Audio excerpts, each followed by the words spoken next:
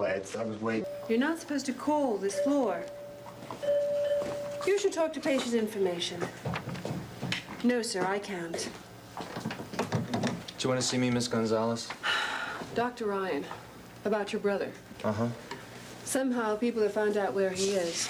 When all they can find out from patient information is condition unchanged, they're calling through to the floor. Now, we just can't handle these calls. No, of course not. Miss Gonzalez, couldn't you have patient information refer those people to campaign headquarters? I'm sure we can get one of the kids to man the phone over there. That's a very good idea. How soon can we do it? Give me an hour and I'll have the phone covered. 1 hour, fine. But don't forget. Oh, I won't. I wouldn't dare. How are Mom and Dad this morning? They're a little better.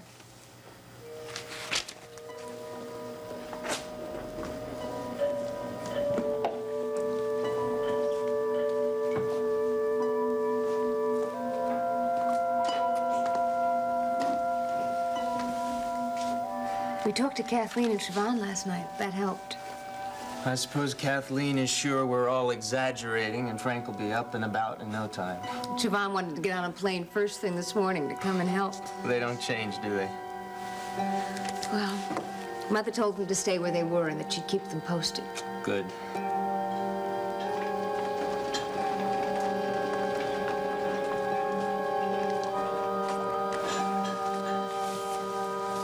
Then this morning, right after breakfast, the district leader came by with State Senator Fine. They were both very worried about Frank, but you could see that what was really on their minds was whether or not Frank would be able to make the campaign. Sure. I told them Frank would be fine and to stop worrying. Listen, Mary, maybe you'd better be careful what you say. Why? Because even if the best happens, Frank will still be out of commission for a couple of months. As far as campaigning is concerned, anyway. There's something going on, Pat, that you don't want to tell me? No, Is Frank worse? he's just the same. Well, does that mean something bad? Ed said it didn't have to. It's only that it's still touch and go. We haven't any way of telling which way it's going to come out. We're not going to let the campaign die because of that. We have to keep it moving, and we're going to. We'll all campaign. You and me and Mother and Dad and Bob. The months of hard work that Frank's put in can't be for nothing. A couple of days won't matter. You don't have to get everything all stirred up and Mom and Dad out passing leaflets on the street until we know how things are going to be. Pat Ryan, now you listen to me. Until we know anything else, Frank is going to be just fine. And don't you dare suggest that he won't be. And most especially, don't you dare say anything like that to Mother or Father. Now, I'm going to call headquarters and arrange to get somebody on the phone to tell anybody who calls that the campaign is in full swing and that Frank is going to the city council in November. He is, Pat. He is.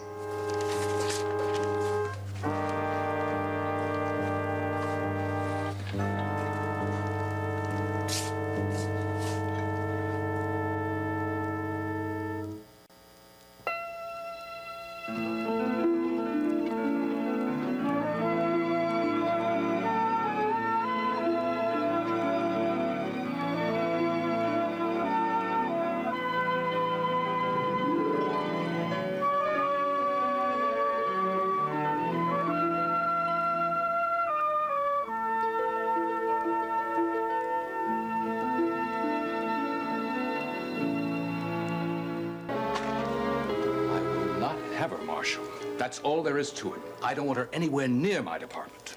Ed, listen to me now. You don't quite get the picture. Oh, I get the picture all right. Dr. Nell Bolak is a spoiled, arrogant, overly aggressive young woman who thinks her project is the only one in the world of any importance. Okay, I'll admit she's coming on very strong about it, but that's not quite the whole picture. Now, what am I missing? She's a Buckminster, pal. You're forgetting that this hospital was heavily endowed by her family. And they've been contributing to Riverside for years. And they've influenced a few other people to do the same.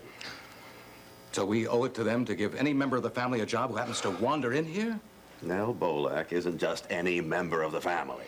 She's a highly qualified radiologist.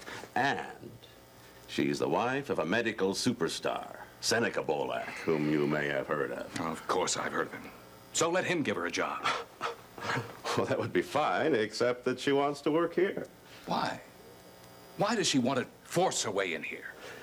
She thinks that you've got the best neurological facilities in the whole country. You should be flattered. She's got tremendous respect for you, old buddy. Yeah, so she said.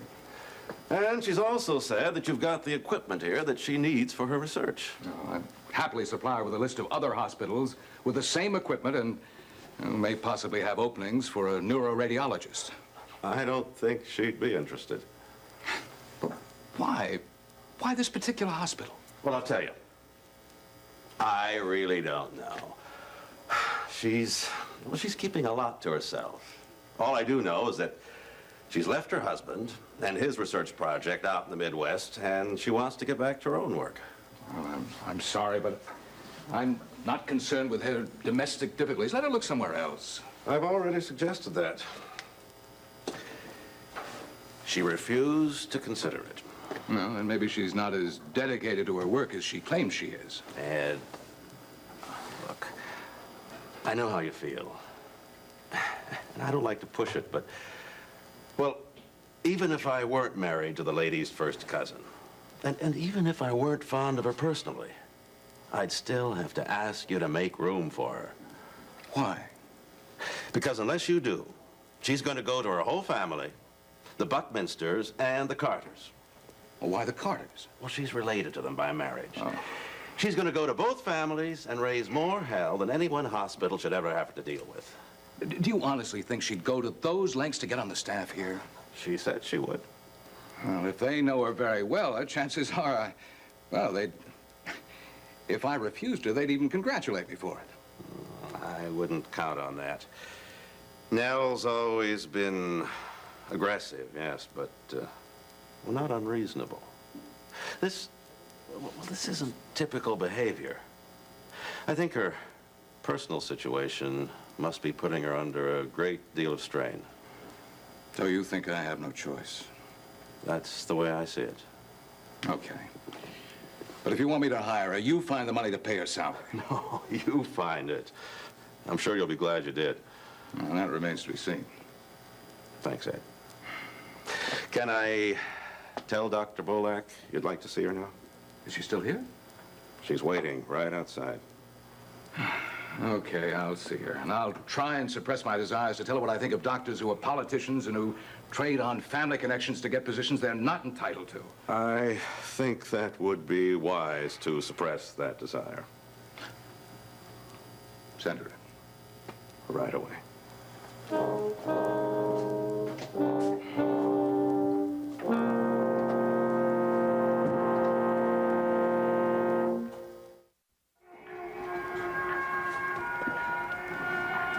Oh, Nick. Well, if it isn't one of New York's finest. How are you, Bob? I'm okay. How you doing? Making progress, I guess. They tell me I'll be better than ever when I get out of this thing.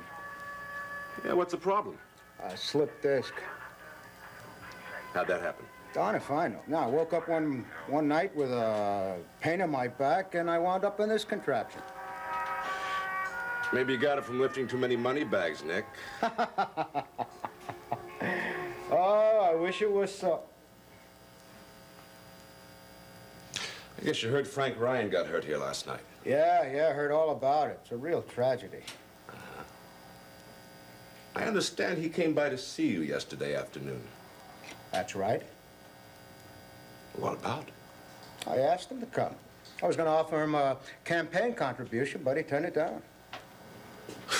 Is that right? Jeez, I wonder why. Oh, beats me. He didn't say. What was the meeting really about, Nick? Just what I said. I don't buy that. Well, you don't have to, but that was it. When'd you call him? Yesterday morning, Where? at his campaign headquarters. What time? I don't remember exactly. Who answered the phone? I don't know. One of the workers, I guess. Come on, Bob, have a heart. Don't persecute me. I'm a sick man. Yeah, come on now, Nick. You and I both know Frank would never come over here in the middle of a campaign. Now, why was he here? I told you why he was here. Okay, champ, that's the way you want it. Hey, tell me about this. How's this work? Why? Well, looks very interesting. It's a pressure principle, isn't it? I don't know how it works. Yeah, you just have to maintain just enough pressure to keep that little old disc from slipping again. Hey, now listen, Reed, I don't know what you're getting at, but I told you why your friend was here. Now, I would appreciate it if you got out of here so I can get some rest. Not till I'm through. Now, what are you looking for? Information about Frank's accident. I don't know anything about it, Bob. I would tell you if I did. Okay. Doesn't look like you're going to go anywhere for a while. I can always talk to you later. Don't waste your time. I don't know anything, and I've had my fill of nosy cops who go around threatening innocent people. Hey, now, come on, Zabo. You're no innocent victim of police brutality. You've been running a bank for 20 years, and everybody in this town knows it.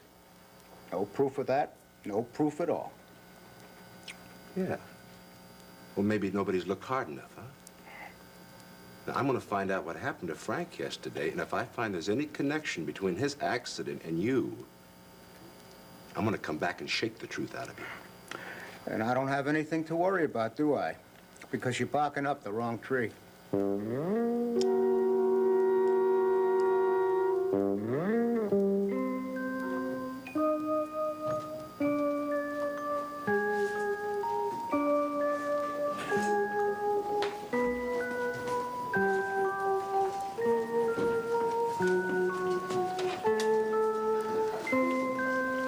Are you going home, Dad? No, I just had to get out of the room for a minute. Why don't you and Mary go on down to the cafeteria and have some coffee? No.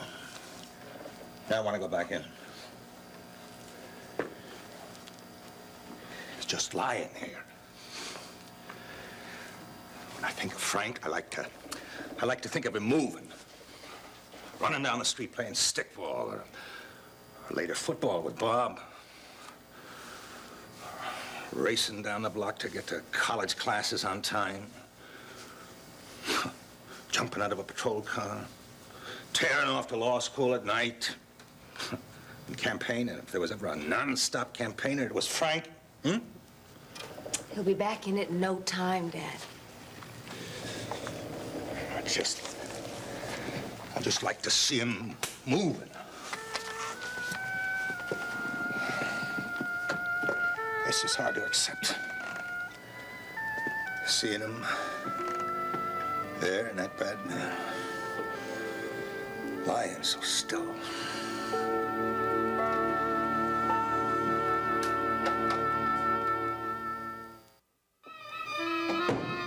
Well, I'm glad you left these with me, Dr. Bolak. Now that I've had a chance to look them over, I realize you have more qualifications than I thought. I was sure you would. As I told you, I have no opening in the department. But what I propose to do is create a new position, which will enable you to spend as much time in radiology as neurology. Would that be satisfactory? Quite satisfactory, thank you. I'm aware, however, that the humble position I'm offering you may prove less than what you had in mind, in which case I'm sure you'll take your family and other connections to obtain a grander and more desirable post elsewhere. I beg your pardon? Well, I'm sure that the Riverside Hospital isn't the only one that the Buckminster Carter Coalition has supported. I'm very sorry if I've hurt your feelings. Oh, no, Dr. Coleridge. You haven't hurt my feelings. You've made me very angry. I don't need to be lectured to or condescended to or put in my place. I've had more than enough of overbearing men, having been married to one for many years. You had the audacity to come here and throw your weight around, walk all over me, force me to create a new position for you at a moment's notice. And then you have the nerve to call me overbearing. I find that quite incredible. And obviously highly threatening. Not threatening. arrogant. Well, I regret that, Dr. Coleridge. Not from a personal standpoint. I don't care what you think about me, but I do care about your attitude toward my work. I trust you'll be able to rise above your feelings. I'll respect your work if it warrants respect. But once you become a member of my staff, don't expect your family connections to provide any special privileges or special consideration from me. The only privilege I'm asking is that I be allowed to proceed with my research as I see fit. And the only consideration I ask is that I be given the same respect that you'd give any other person with my qualifications. And I assume that I can expect the same in return? Precisely.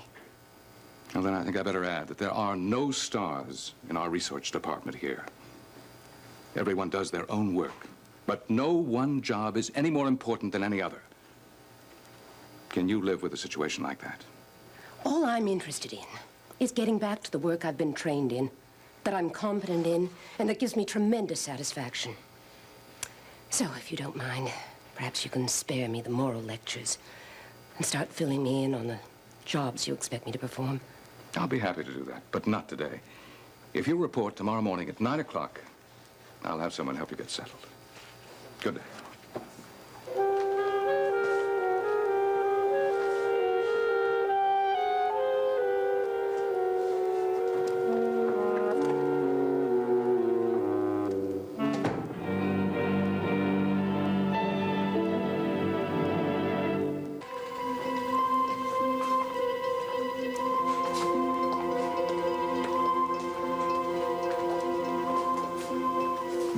Would you page Dr. Carter for me, please? I'll try.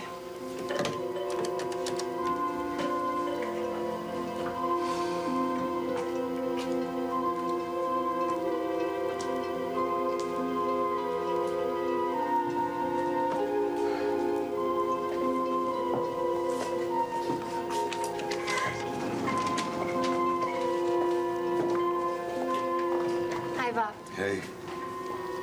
What was that all about? Dan says things are pretty gloomy down at headquarters. I was trying to encourage him a little. Any change in Frank's condition? Well, it's too soon for any change, really. Tomorrow, probably. Sure.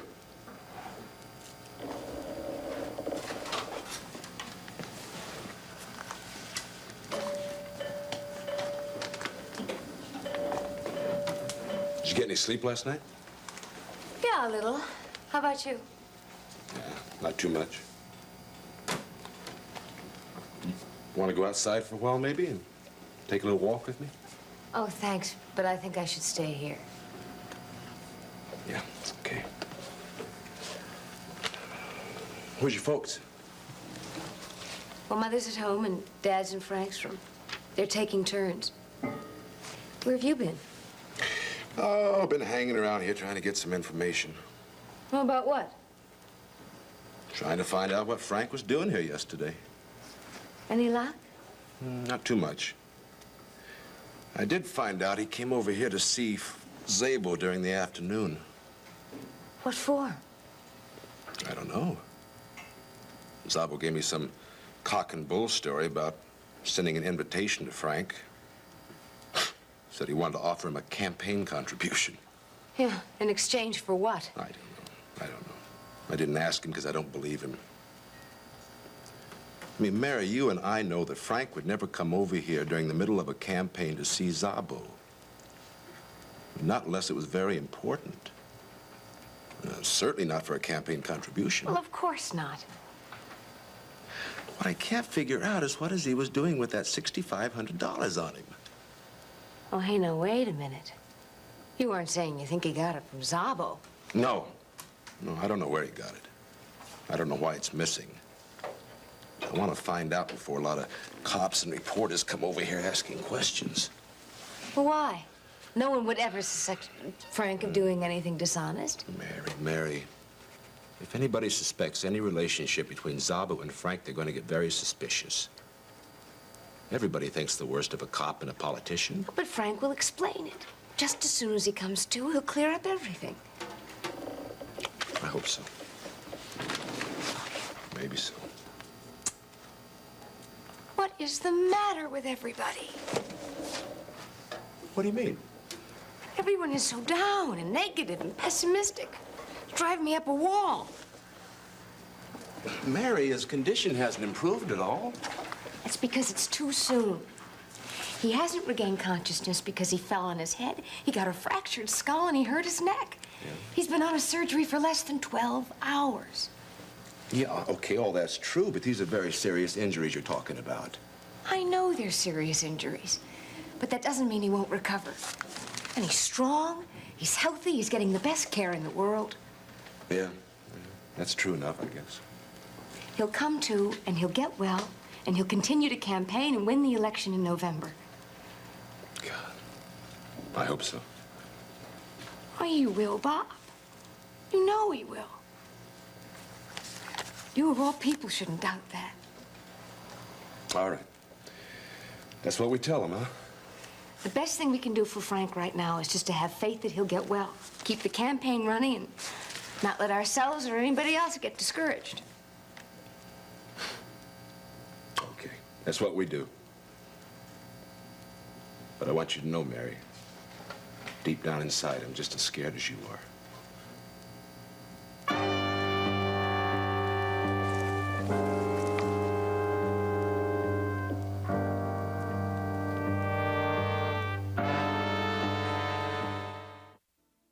The residents of Genoa City work hard and play even harder. Catch all of the boardroom matchups and bedroom hookups on an all-new episode of The Young and the Restless. Weeknights at 7, only on SoapNet.